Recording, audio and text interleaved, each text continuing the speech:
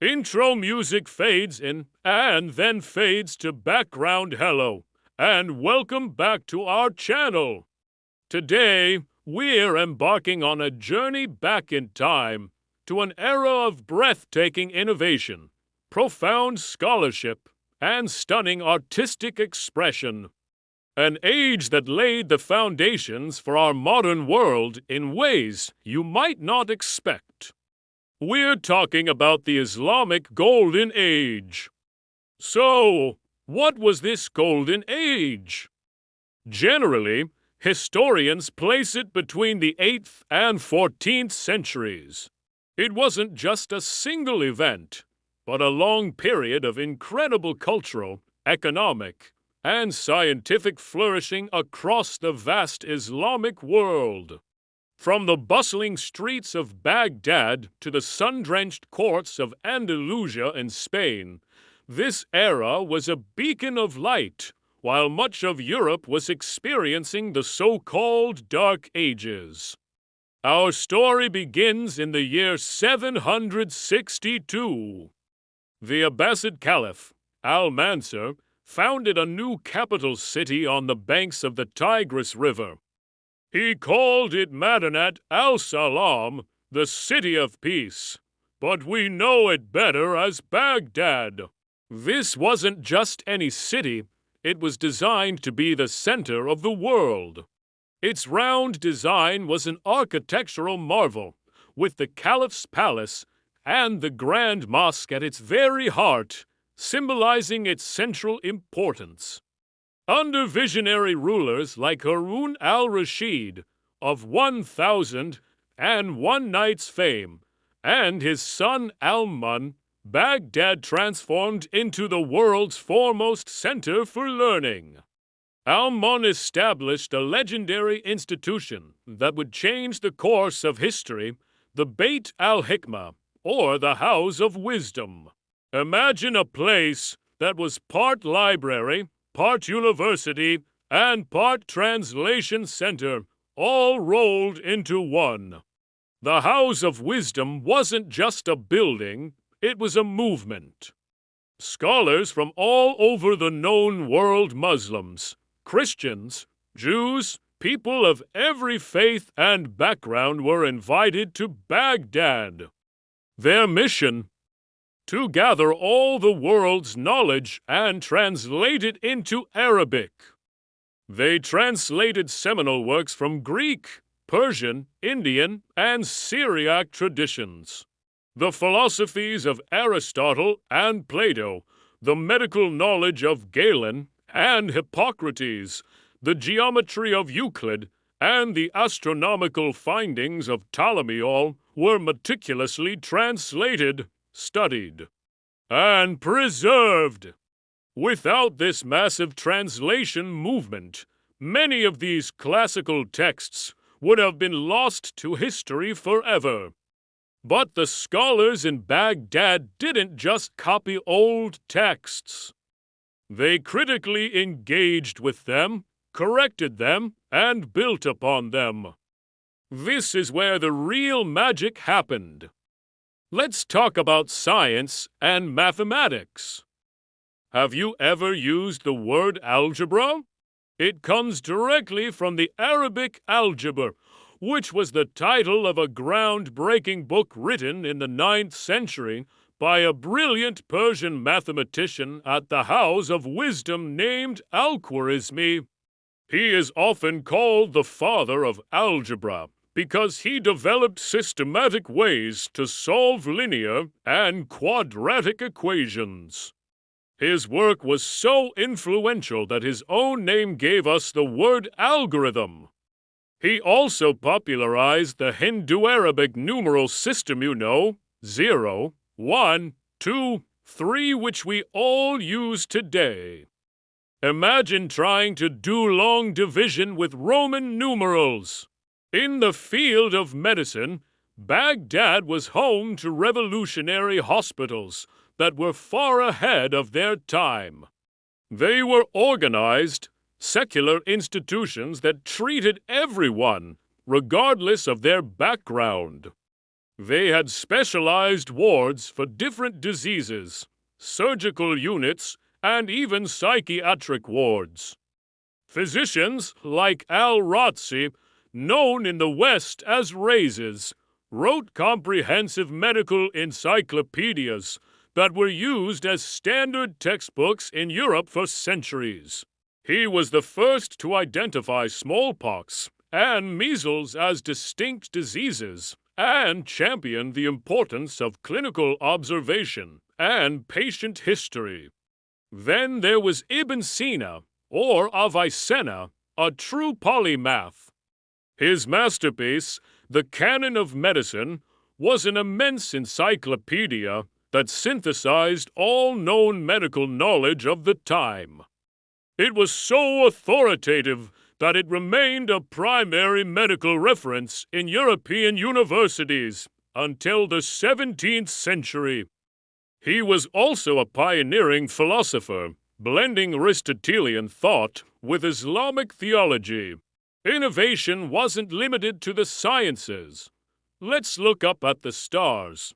Astronomers in centers like Baghdad and Damascus built sophisticated observatories. They weren't just stargazing. They were making precise calculations. They refined Ptolemy's models of the universe, accurately measured the Earth's circumference, and created detailed star charts and astronomical tables, known as Zeege. These charts were essential for navigation, timekeeping, and determining the direction of Mecca for daily prayers. Names of stars like Altair and Betelgeuse? They're straight from Arabic. And the creativity was everywhere. In chemistry, Jabir ibn Hayyan, or Geber, is considered the father of early chemistry. He introduced a systematic, experimental approach to the field, developing processes like distillation, crystallization, and filtration that are still fundamental to chemistry today. He developed the alembic still, a device crucial for distilling perfumes, medicines, and, of course, alcohol, another word with Arabic roots. But the Golden Age wasn't just confined to Baghdad. As we move west across North Africa, we arrive at another jewel of the Islamic world, Al-Andalus, or Islamic Spain. Here, particularly in cities like Cordoba, Seville, and Granada, a unique and vibrant culture blossomed. In the 10th century, Cordoba was the largest city in Europe, a cosmopolitan metropolis with paved streets, streetlights, and hundreds of libraries, baths, and mosques. The Great Mosque of Cordoba, with its forest of candy cane-striped arches, is a breathtaking testament to the architectural genius of the era. In Al-Andalus, a spirit of convivencia, or coexistence, allowed Muslims, Jews, and Christians to live and work together, creating a fertile ground for intellectual cross-pollination. Scholars like Ibn Rushd or Averroes, a master of philosophy, law, and medicine, wrote extensive commentaries on Aristotle. His work was crucial in reintroducing Aristotelian thought to medieval Europe, sparking the intellectual renaissance of the 12th century. The Jewish philosopher Maimonides also produced his greatest works in this environment, writing in both Arabic and Hebrew. The ingenuity of Al-Andalus was practical, too. Engineers perfected water-raising machines like the Noria, or water wheel, to irrigate fields. They introduced new crops from the east, like sugarcane, rice, oranges, and lemons, transforming the agriculture and cuisine of the Iberian Peninsula and, eventually, all of Europe. The image we have of the beautiful Spanish landscape with its orange groves is a direct legacy of this period. Of course, the pinnacle of Andalusian art and architecture is the magnificent Alhambra Palace in Granada. It's a masterpiece of intricate tilework, delicate stucco carvings, and tranquil courtyards with flowing fountains. It's designed to be a paradise on earth, a physical representation of beauty, power, and contemplation. So, what happened? Why did this golden age end? There's no single answer. The decline was a gradual process. In the east, the Mongol invasion of 1258 was a devastating blow. The sack of Baghdad and the destruction of the House of Wisdom was a symbolic and catastrophic end to the city's role as the intellectual capital. In the West, the Reconquista saw Christian kingdoms gradually push southward, culminating in the fall of Granada in 1492, ending centuries of Muslim rule in Spain. Internal political fragmentation and shifting trade routes also played a significant role. But the legacy of the Islamic Golden Age is undeniable and all around us. It was a crucial bridge, preserving ancient knowledge and transmitting it, enriched with its own incredible discoveries, to a reawakening Europe. It gave us fundamental concepts in mathematics, medicine, and science.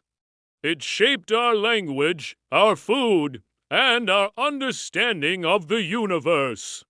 This era proves that progress is a global human endeavor built on the exchange of ideas and the celebration of curiosity.